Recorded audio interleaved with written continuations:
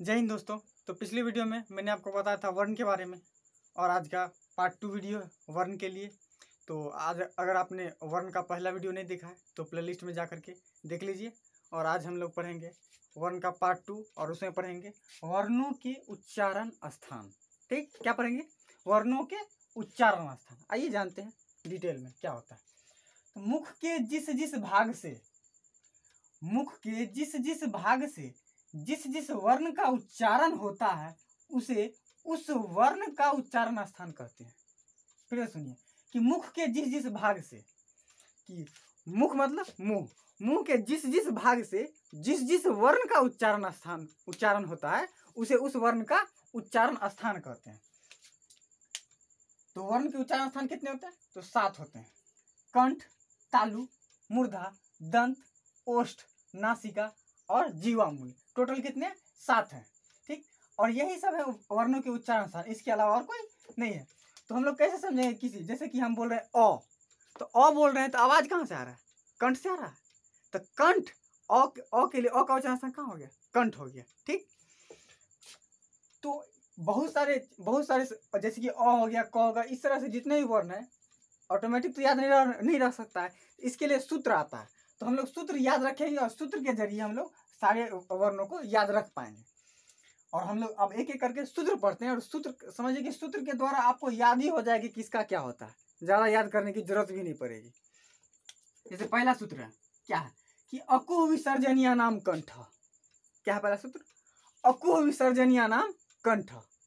आपको हो रहा, या फिर आप पहली बार पढ़ रहे होंगे तो आपको दिक्कत भी हो रही है कि क्या लिखा हुआ है, कैसे एक साथ बोलने में। कोई बात नहीं, धीरे धीरे आप भी सीख जाइएगा। क्या लिखा हुआ है? अकुह विसर्जनीय नाम कंठ। इसमें कैसे हम सूत्र कैसे समझते हैं? देखिए, इसमें अ है, इसमें इस सूत्र में होता क्या कि अ, आ, क वर्ग, ह और विसर्ग का उच्चारण स्थान कंठ होता है। तो हम सूत्र के जरिए कैसे याद रखेंगे? एक साथ आप हो सकता है भूल जाएंगे, लेकिन सूत्र के जरिए याद रखेंगे तो याद रह सकता है। या देखिए, अ से हम लोग क्या याद रख लेंगे? और आ दोनों। अ से क्या याद रख लेंगे? अ और आ दोनों याद रख लेंगे। उसके बाद है कु। तो वर्ण में हम आपको पढ़ाए थे पिछली क्लास में कि कु, जैसे कवर्ग जानते हैं? क ख ग घ अंग। पिछली वीडियो में मैंने आपको बताया था कि क ख ग घ अंग के लिए सिर्फ कवर्ग कह दिए तो हो गया, उसका काम खत्म। यानी कवर्ग कहने से क ख ग घ अंग, उसका काम खत्म। और इसको और शॉर्ट में बोले तो क्या कह देंगे? कु कह दिए। मतलब कु मतलब क्या? क ख ग घ अंग तीनों। तो यहाँ क्या है? कु। तो कु का मतलब क्या? कवर्ग या फिर क ख ग घ अंग सब हो गया। तो वही कु से क्या याद रह जाएगा? कवर्ग। कु से क्या याद रहेगा? कवर्ग। मतलब क ख ग घ अंग सब आ गया इसी के अंतर्गत। उसके बाद अ से समझ गए आप, अ से और आ दोनों होता है। कु से कवर्ग यानी क ख ग घ अंग। उसके बाद विसर्जनीय नाम, मतलब इससे क्या याद रहेगा आपको? विसर्ग याद रह जाएगा। यहाँ एक ह भी है, आप देख रहे हैं यहाँ ह, तो ह से तो ह ऑटोमेटिक याद ही रहेगा। ठीक, ह से ह तो याद ही रहेगा कि इसमें ह। पहले अ से देखिए, अ से अ आ, कु से क ख ग घ अंग, उसके बाद क्या? ह, तो ह से ह याद रहेगा ही। और विसर्जनीय नाम तो सीधा विसर्ग। विसर्जनीय नाम से क्या याद रहेगा? विसर्ग। इन सब वर्णों का उच्चारण स्थान कहाँ है? कंठ है। यानी कि ये सब वर्ण जो है अ आ क वर्ग ह और विसर्ग जो है ये सब कंठ से बोले जाते हैं। ठीक है, अब हम लोग अगला पढ़ते हैं। दूसरा क्या है? क्या है? इचु यसा नाम, ये य है। इचु यसा नाम तालु। क्या है? इचु यसा नाम तालु। आपको अगर बोलने में नहीं हो रहा तो एक दो बार बोलिए, हो जाएगा, आपको भी आ जाएगा बोलना। इचु यसा नाम तालु। इसमें क्या है कि हर्षई, दीर्घई, च वर्ग, य और तलव्य स का उच्चारण स्थान तालु है। ठीक, तभी सूत्र से कैसे याद रहेगा? यहाँ देखिए, जिस तरह से इसमें अ से आप अ और आ दोनों को याद रख लिए, उसी प्रकार से इस हर्षी से हर्षी और दीर्घी दोनों याद रखिए। इस हर्षी से हर्षी और दीर्घी दोनों याद रख लीजिए। उसके बाद चू से, तो पता है आपको चू मतलब चवर्ग। चू मतलब चवर्ग। चवर्ग मतलब च छ ज ज यो पांचों। तो हर्षी से याद रहेगा हर्षी और दीर्घी, हर्षी और दीर्घी याद रहेगा। और चू से याद रहेगा चवर्ग यानी कि च छ ज झ यो पांचों। उसके बाद य से तो य आपको डायरेक्ट ही याद रहेगा। सूत्र में य आ गया था, य से तो य तो आपको डायरेक्ट ही याद रहेगा य। उसके बाद क्या आ रहा है? देखिए तालव्य स आ रहा है, तो तालव्य स आ रहा है। देखिए यहाँ से तालाबे से याद रहेगा, बस इतना ही। ये सूत्र बना दिया जाता है सा नाम तालु, ताकि आपको बोलने में भी सुविधा हो और आप सूत्र भी याद रख पाए। अगर सीधे रख देगा इचू यस तालु तो उतना बेहतर नहीं लगता है बोलने में और ना याद रह पाता है। इसलिए सूत्र क्या होता है कि इचू यसा नाम तालु। तो ये नाम से मतलब नहीं रखना है, यहाँ पे सिर्फ आपको समझना ये है कि हर्षी से हर्षी और दीर्घी दोनों, चू से चवर्ग यानी च छ ज ज य से तो आपको य डायरेक्ट ही याद रहेगा और तालाबे से तालाबे से डायरेक्ट याद रहेगा। इन वर्णों का उच्चारण स्थान कहाँ है? तालु है, यानी कि हर्षी दीर्घी चवर्ग य और तालाबे से बोलते हैं तो तालु का सहायता लेना पड़ता है, तालु से बोलते हैं, ठीक। तालु का उसमें सहायता लेना पड़ता है। अब आगे चले तो तीसरा सूत्र है, क्या है? ऋतु रसानाम। ये क्या है? ऋतु रसानाम। ऋतु रसानाम मूर्धा। क्या है? ऋतु रसानाम मूर्धा, यानी कि री, रिरी, टवर्ग, र और मूर्धन्य स का उच्चारण स्थान मूर्धा होता है। यहाँ देखिए, ये तो सिंपल री है, ये सिंपल री है, आप जानते होंगे। ये देखिए, ये री में क्या कर दिया है कि एक और री की मात्रा लग गई है, तो आपको री जोड़ देके बोल सकते हैं या फिर री बोल सकते हैं, ठीक। तो वही लिखा गया है यहाँ, री में भी री कार की मात्रा लग गया है यहाँ पे, तो ठीक। जिस तरह से आप यहाँ अ से अ और या आ दोनों याद रख लिए, हर्षी से हर्षी और दीर्घी दोनों याद रख लिए, उसी प्रकार यहाँ री से क्या याद रख लेंगे? री और री दोनों याद रख लेंगे, ठीक। री से क्या याद रहेगा? री और री दोनों याद रख लेंगे, ठीक। उसके बाद देखिए टू, तो आपको तो पता है टू किसको कहते हैं? टॉवर को कहते हैं ना। ट ठ ड ढ न, इसी पांचों को क्या कह दिए? टू, शॉर्टकट में टू कह दिए, पांचों का काम खत्म। तो री से री और री दोनों याद रहेगा, टू से टवर्ग याद रह जाएगा, र है तो र से तो र आपको डायरेक्ट ही याद रहेगा, ठीक। उसके बाद सा नाम है, तो इसमें देख रहे हैं आप मूर्धन्य स है इसमें मूर्धन्य स, इसमें मूर्धन्य स है तो मूर्धन्य स से तो आपको मूर्धन्य स डायरेक्ट ही याद रहेगा, ठीक। तो री से हो गया री और री दोनों, टू से हो गया टवर्ग ट ठ ड ढ न, उसके बाद र से तो आपको र डायरेक्ट याद रहेगा। उसके बाद क्या है? मूर्धन्य स, तो मूर्धन्य स तो आपको याद ही रहेगा। इन वर्णों का उच्चारण स्थान क्या है? मूर्धा, ठीक। यानी कि ये वर्ण को हम जो बोलते हैं तो मूर्धा के सहायता से बोलते हैं, ठीक। चौथा क्या है? चौथा है ऋतु लसानाम दंता। क्या है चौथा? ऋतु लसानाम दंता, ठीक। अब इसमें क्या आता है? लिरी, तवर्ग, ल और दंत स का उच्चारण स्थान दंत होता है।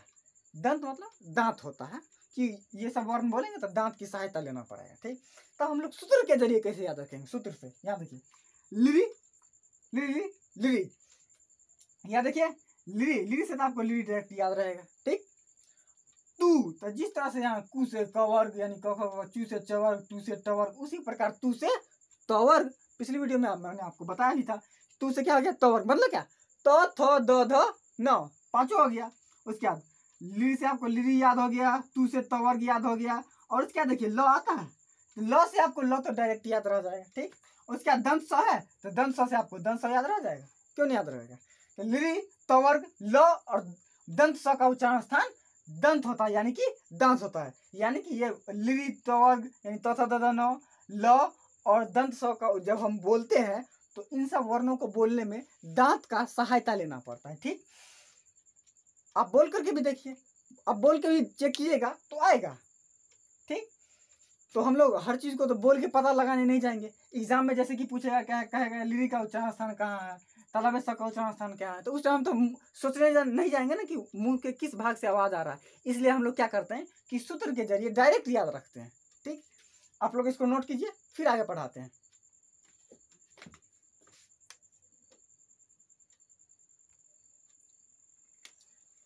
अब हम लोग आगे पढ़ते हैं। आगे क्या है? हाँ, और आपको एक और बात पता होनी चाहिए कि इस उच्चारण स्थान से हमेशा हर साल बोर्ड में क्वेश्चन आते हैं, आपको याद है ना?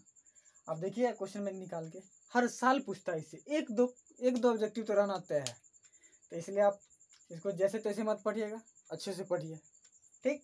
तो अब हम लोग पढ़ते हैं क्या? पांचवा सूत्र में पढ़ते हैं उपपदमानीयानामोष्ठव। क्या है? उपपदमानीयानामोष्ठव।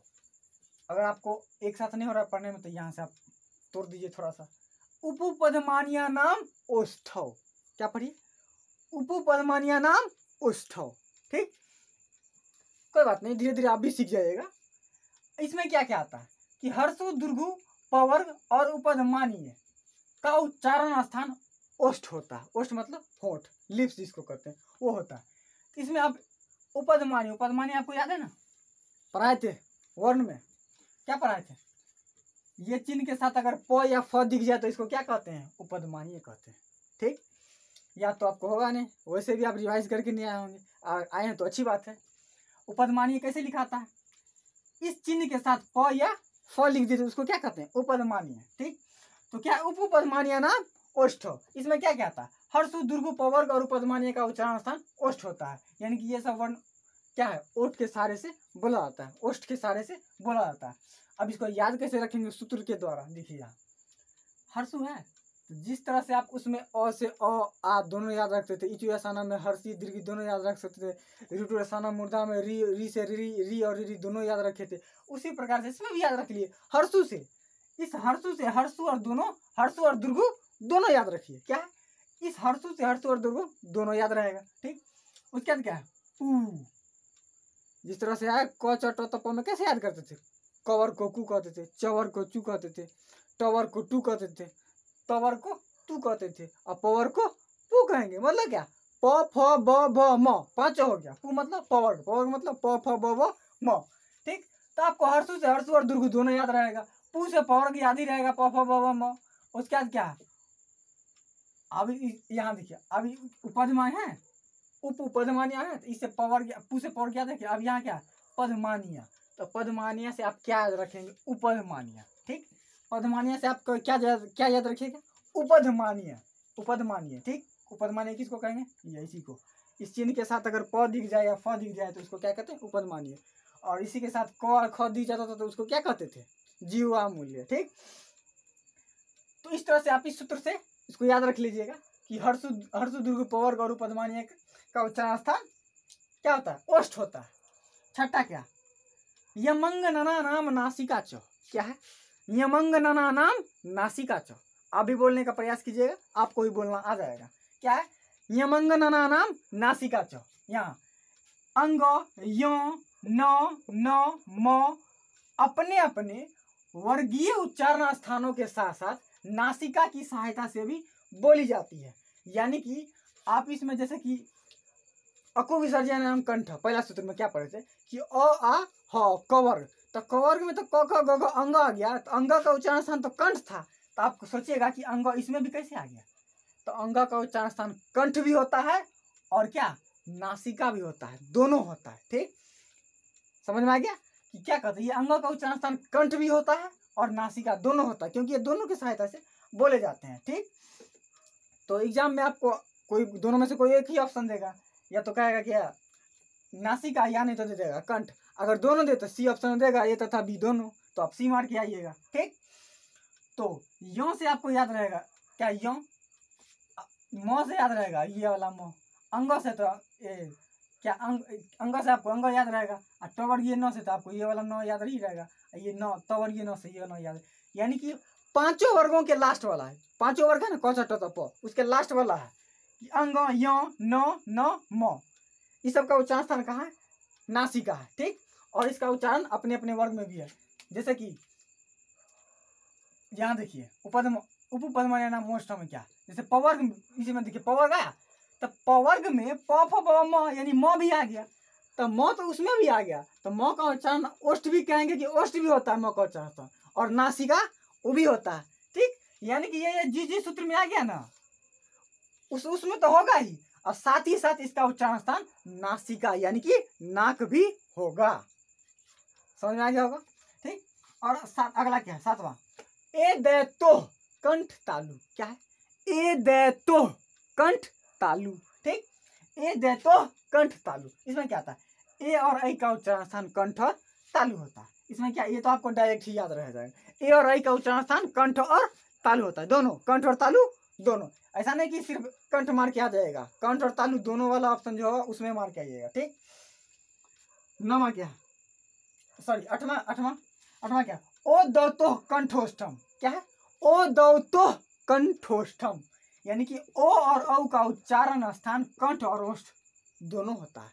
ओ और औ का उच्चारण स्थान कंठ और ओष्ठ दोनों होता है। तो जिस ऑप्शन में कंठ और ओष्ठ दोनों होगा या फिर कंठोष्ठ होगा, कंठ जो ओष्ठ बराबर कंठोष्ठ, तो कंठोष्ठ हो या कंठ और ओष्ठ, तो ये वाला ऑप्शन आप ढूंढ करके टिक करके आएगा या फिर कलर करने वाला हो। ठीक, तो ओ और औ का उच्चारण स्थान कंठ और ओष्ठ होता है। ठीक, उसके बाद क्या आता है, वकारास्य दंतोष्ठम, क्या आता है, वकारस्य, वकारास्य नहीं वकारस्य दंतोष्ठम, यानी कि व का उच्चारण स्थान दांत और ओठ होता है। ओठ मतलब ओष्ठ, ओठ कि व का उच्चारण स्थान दांत और ओष्ठ, ओष्ठ होता है। ठीक, उसके बाद क्या था 10वां, जिह्वा मूल्यस्य जिह्वा मूलम, क्या है, जिह्वा मूल्यस्य जिह्वा मूलम। ठीक, आप भी धीरे धीरे बोलने का प्रयास कीजिएगा, आपको भी आ जाएगा, आप भी धीरे धीरे सीख जाइएगा कि जिह्वा मूल्यस्य जिह्वा मूलम। ठीक, तो जिह्वा मूल्य यही वाला चिन्ह के साथ क्या, क और ख आ गया तो क्या कहेंगे, जीवा मूल्य। अब पप होता तो क्या कहते थे, क्या कहते थे, उपद मानिए। ठीक, तो जीवा मूल्य है, यानी कि ये वाला चिन्ह जो आप देख रहे हैं ऐसे और ऐसे, ऐसे ऐसे ये वाला चिन्ह, इसके साथ अगर क और ख आ जाए तो इसका उच्चारण, इसको क्या कहते हैं, जीवा मूल्य, और इसका उच्चारण स्थान कहाँ हो जाएगा, जीवा मूल। जीवा मूल्य का उच्चारण स्थान क्या होता है, जीवा मूल। ठीक,